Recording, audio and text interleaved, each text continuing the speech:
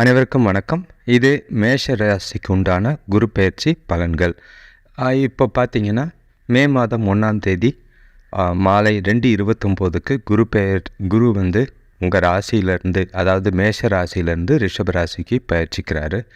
அப்படி பார்த்தா உங்களுக்கு 2ஆம் இடத்துக்கு போகிறாரு. இப்போது உங்கள் ராசியில் சூரிய பகவான் இருக்கிறதும், சுக்கிரன் இருக்கிறதும், குரு 2ஆம் இடத்துல இருக்கிறதும், 6ஆம் இடத்துல கேது இருக்கிறதும், 9ஆம் இடத்துல எதுவும் தனுசு ராசியில் எந்த கிரகமும் கிடையாது.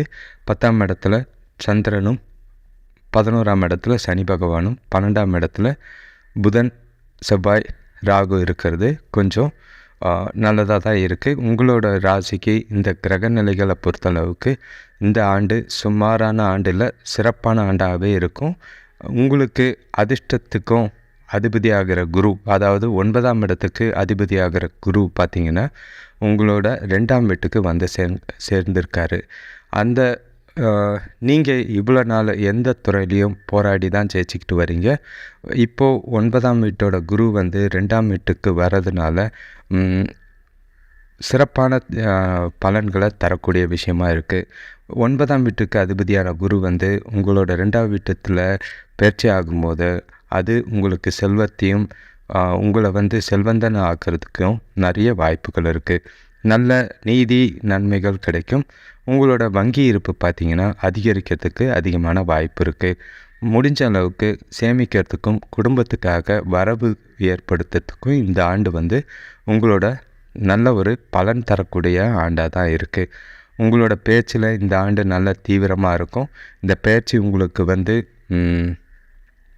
நல்ல ஒரு பலனை தரக்கூடிய பேச்சு தான் இருக்குது. நீங்கள் பேசுகிற பேச்சுக்களை உங்களை சுற்றி இருக்கிறவங்க புரிஞ்சுக்கிட்டு கேட்டு நடந்துக்கிறதுக்கு இந்த ஆண்டு நல்லாவே இருக்குது.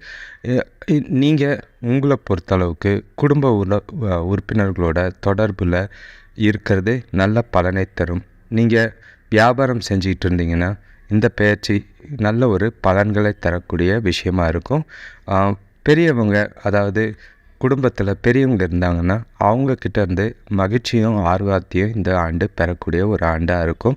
அதாவது வரவுகள் நல்லா இருக்கும் பெரியவங்க மூலமா. 2ஆம் வீட்டில் குரு பயிற்சி இருக்கிறதுனால நல்ல செய்திகளை கொண்டு வரும்.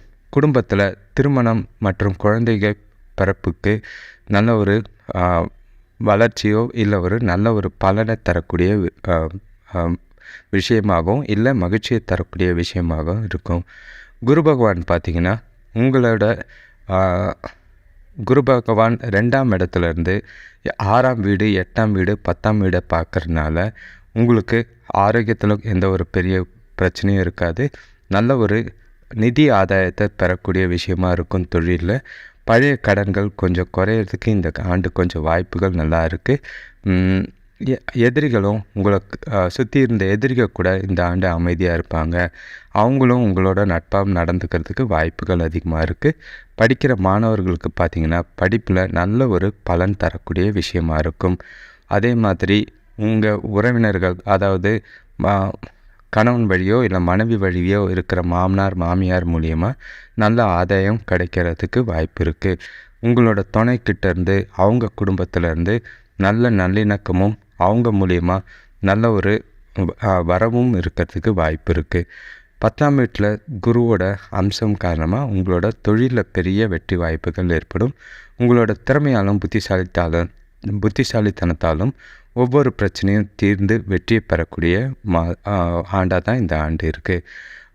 ஜூன் 3ஆம் தேதி வரைக்கும் கொஞ்சம் பிரச்சனைகள் இருந்தாலும் நீங்கள் ஜூன் 3ஆம் தேதிக்கு பிறகு செய்கிற காரியங்கள் எல்லாத்துலேயுமே சாதிக்க முடியும். அடுத்தவங்கக்கிட்ட பேசும்போது தவறாக பேச வேண்டாம். அது கோபத்துலேயோ வார்த்தையை விடுறது தப்பாக போகும்.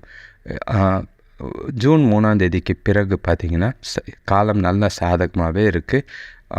முடிஞ்ச அளவுக்கு இந்த ஆண்டு இந்த குரு பயிற்சியை நல்ல ஒரு பலனை தரக்கூடிய விஷயத்துக்கு நீங்கள் இந்த ஆண்டை பயன்படுத்திக்கிறது நல்லது. முடிஞ்ச அளவுக்கு அதிகமாக பணத்தை சேமிக்கிறதுல முயற்சி எடுக்கிறது நல்லது. குடும்ப உறுப்பினர்களோட எப்போதும் ஒரு நல்லிணக்கமும் அன்பும் ஆதரவும் காமிச்சிங்கன்னா நல்ல ஒரு பலனை கிடைக்கும். எந்த ஒரு செயலையும் நீங்கள் சிந்தித்து செயல்பட்டீங்கன்னா எந்த ஒரு பிரச்சனையும் உங்களால் ஈஸியாக சமாளிக்க முடியும்.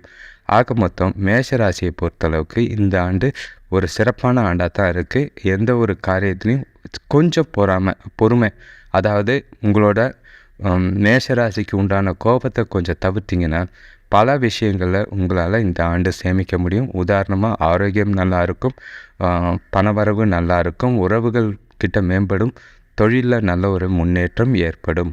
ஸோ இந்த ஆண்டு உங்களுக்கு இனிமையாக அமைய என்னுடைய வாழ்த்துக்கள்.